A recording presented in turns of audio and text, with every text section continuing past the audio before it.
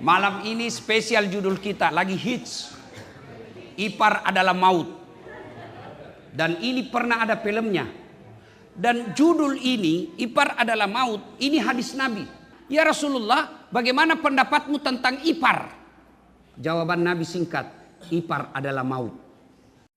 Malam pertama sampai 10 itu penyisihan. Mana pak kepala talang, pak bote, ya, apa nipu, apa judi online, ada semua. Nah, mulai menghilang itu. Sekarang mulai hilang. Yang ada sekarang setengah-setengah. Ya, maka beberapa berharap alhamdulillah bisa memasuki semifinal. Tapi lihat teman tak, baku jabat tangan kita lihat nah siapa yang masuk final. Siapa yang masuk ini kan semifinal mini, berarti ada lagi nanti gugur. Alhamdulillah ini ada anak muda 4 selia dari malam pertama 4 ini. Dan hebatnya anak muda dari Antang. Dan hebatnya lagi nakapli memang mini di depan. Tidak pernah pindah-pindah. Dari malam pertama saya perhatikan. Dalam hatiku pasti ini satu menyerah nanti ini. Oh ternyata bertahan sampai malam 10. Tapi saya curiga nanti gugur di malam 10 berikutnya. Karena saya menghargai, tadi malam saya kasih hadiah. Baju. Nah ini bajunya saya kasih hadiah. Nah baju begini. Ini baju khusus sebenarnya. Jarang Bapak Ibu lihat baju saya ada yang sama toh? Jarang. Tapi kali ini saya kasih 4 orang ini, yang lain bisa juga tapi beli kok. Kau mami nanti bagi toh. Kalau tidak cocok nomor bisa ditukar nanti di ruangan remaja masjid. Nah adik-adik sekalian, yang kedua, ya kalau capek berdiri di sana masuk agak panjang ini ceramah ini malam ini. Orang Makassar bilang si pala busukang. Ya toh kita lihat siapa yang menyerah, penceramah atau pendengar. Ya toh kasih tempat sekip mentongko kau kasih saya tempat duduk nu jina minta orang kodo ndak jina minta dompet nu. Kasih masuk bisa bertumpuk-tumpuk kita di sini bisa. Bagi saudara-saudara yang pernah ke Masjid Rauda, ya Rauda itu biasa orang sujud di belakangnya orang. Tapi tidak ada orang pelit dan tidak ada orang marah. Kenapa? Situasinya memang terbatas tempat. Silakan masuk. Besok Masjid Das'at Latif yang ceramah.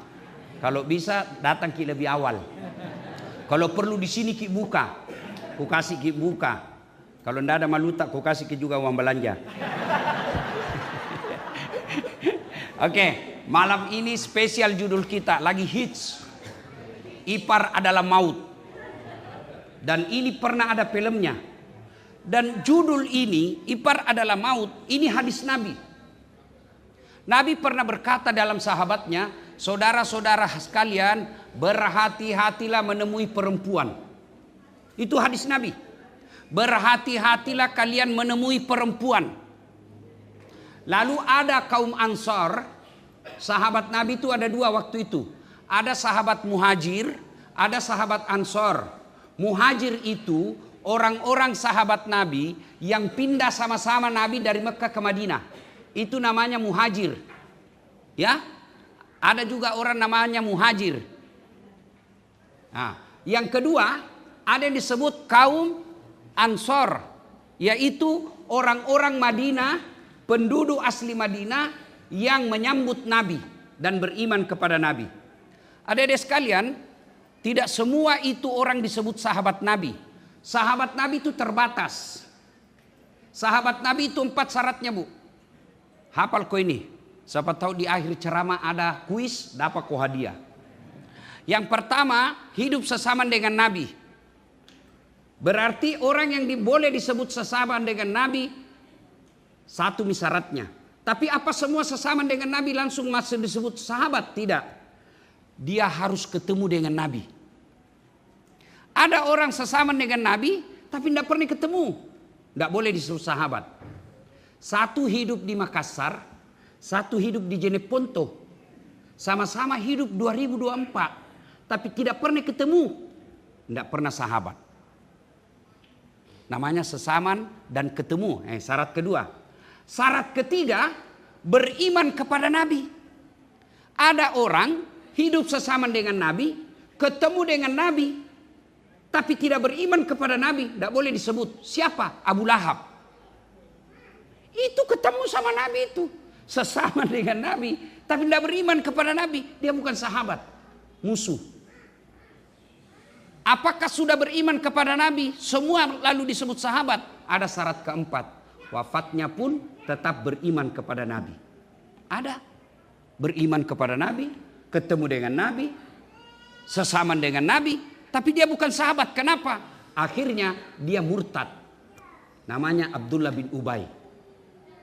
Dia murtad dia. Nah, sekarang sahabat ini kaum Ansor. Ketika Nabi berkata, hati-hati kalian menemui perempuan.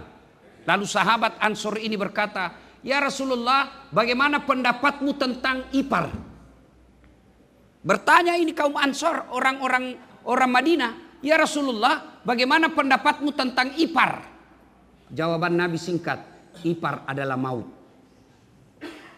Kalau maut ketemu malaikat, apa yang terjadi? Cocoki.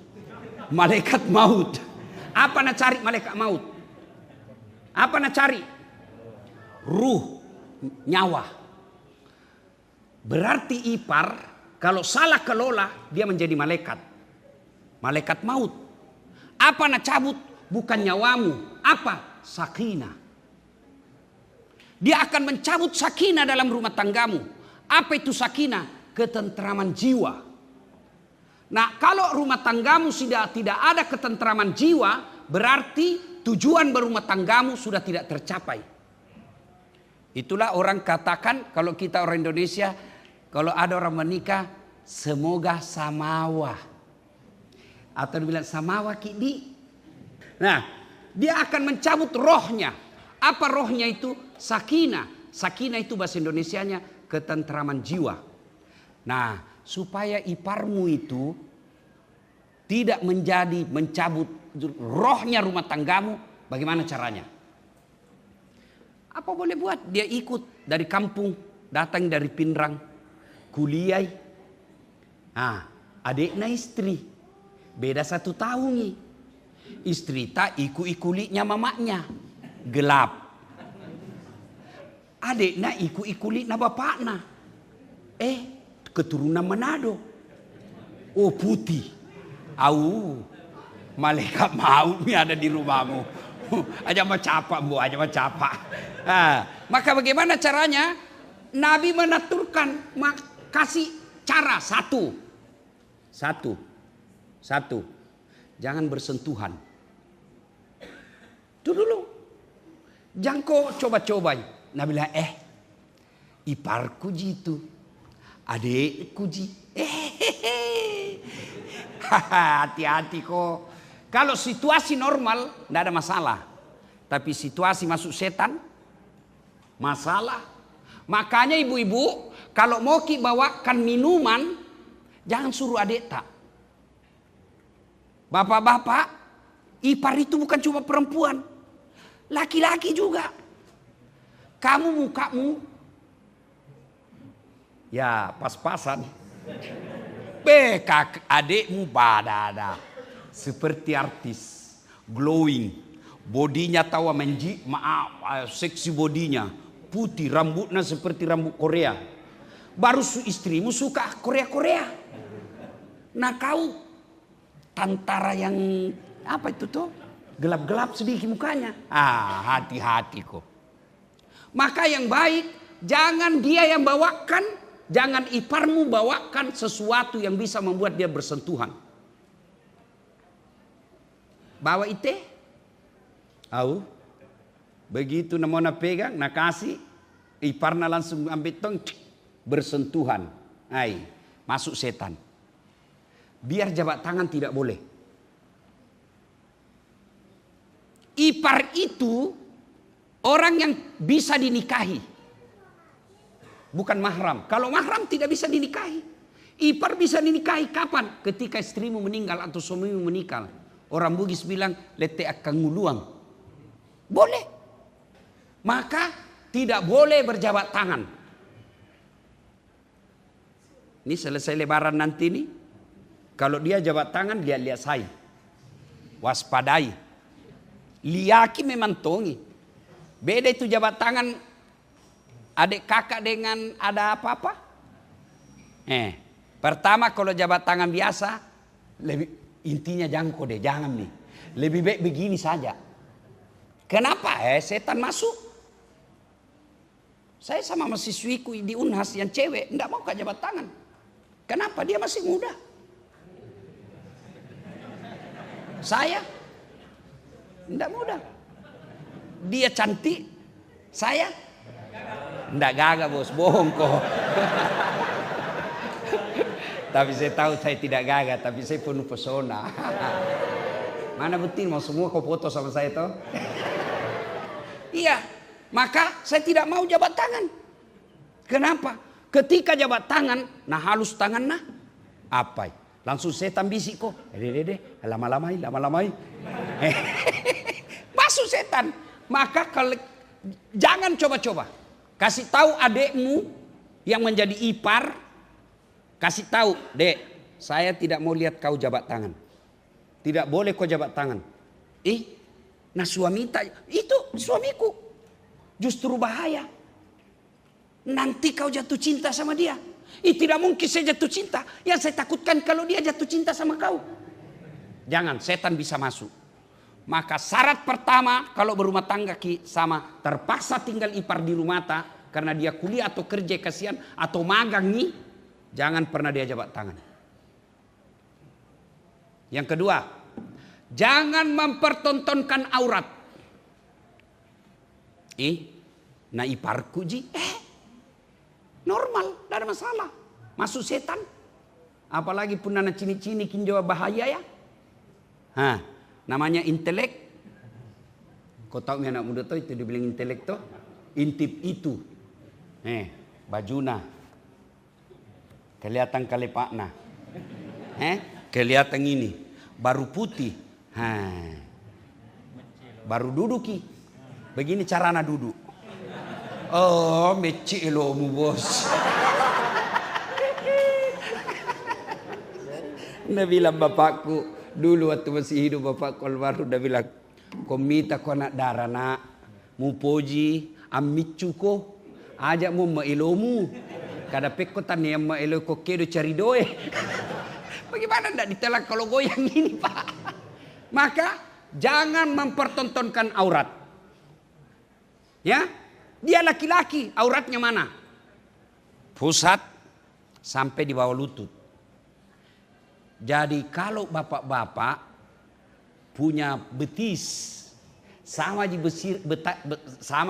besarnya betis tak dengan pahata. Makojo, Nabi orang Bugis mako kurus, toh begitu duduk bunyi semua tulang. Sementara adik tak atletis, jangan biarkan dia pakai celana pendek. Kalau situasi normal tidak masalah, tapi kalau setan masuk, janjang nih. Begitu apalagi kalau perempuan. Suami tak jarang dengar ceramah. Suami tak hampir tidak pernah dakwah. Suami tak tidak pernah dengar pengajian. Nafsu tinggi. Adik perempuannya iparnya putih. Nalia. Pertama kalau tidak sengaja terlintas mau pergi ambil nasi. Keluar dari kamarnya. Sup. Nalia. Lihat pertama rezekimu. Kalau kau lihat tidak sengaja rezekimu. Tapi kapan kau ikuti dengan penglihatan sampai ambil nasi? Setan itu gora. Nah, baru kau bayangkan, kau bandingkan istrimu. Sudah setan itu. Syarat kedua, jangan mempertontonkan aurat. Ketika keluar dari kamar, sudah harus pakai jilbab. Dan jilbabnya tidak boleh yang tipis. Bajunya tidak boleh yang melekat di tubuh dan transparan. Dia pakai jilbab Ustadz, pakai baju, tapi bajunya melekat di kulitnya. Baru warna bajunya seperti kulitnya. Apa kau bayangkan? Sama kalau kau lihat kulitnya langsung toh. Baru jalannya seperti Pragawati. Setan itu bisi itu perempuan. Nah bilang, Nah suka ko itu iparmu, nah suka ko. Gaya ko. Nah bilang dalam hatinya, masa sih? Buktikan main. Nah bilang setan, lihat mako. Nah lihat terus ko. Adek-adek, itu setan bahayanya karena nah tahu ibarat itu aplikasi di handphone, nah tahu algoritmamu. Nah tahu apa kau suka. Itu mesin itu terus nak kirimi kau. Misalnya saya kusuka itu lihat itu ular berkelahi harimau. Toh kusuka lihat itu paling susah itu kalau buaya mau makan kura-kura. Karena saya suka cari-cari yang begitu, itu terus nak kirim itu mesin. Algoritma namanya. Nah itu setan, nah tahu algoritmamu. Nah bisik kau lihat, mau keluar, cepat kau, lihat, jangan kau berkedip. Baru Nabi bisik lagi itu perempuan. Nah perhatikan, goyang kau. Setan. Maka ajaran agama jangan pertontonkan aurat. Dia ustad, biar dia ustad. Ayat tidak mengatakan la taqrabus zina illa ustad. Jangan dekati zina kecuali ustad. Mana ustad panratong? Ustaz itu tahu iparku. Ustaz itu ketika dia ceramah. Tapi ketika dia berdua-duaan, laki-laki itu. Ajak mu capai, mbok. Ajak mu capai. Masolak ko tuh maka solak nih. Ibaratnya istilahnya orang tua aku dulu di kampung, bale mu pasi tongkok coki. You understand? Bale pasi tongkok coki. Tahu? Ikan, ada kucing, ditutup satu tempat. Apa yang habis? Ikan. Itu kalau kau kasih satu rumah iparmu sama suamimu, malah kalah mau, Pak. Ya, maka satu tadi, jangan bersentuhan. 2, jangan terlihatkan auratnya. 3, jangan biarkan berdua-duaan. Dek, Piko dulu temani itu kakak beli baju, mau lebaran. Apa dipakai? Nah bilang, pakai mako itu motor. Si ganden nih. Maka solako, maka ropo yaco.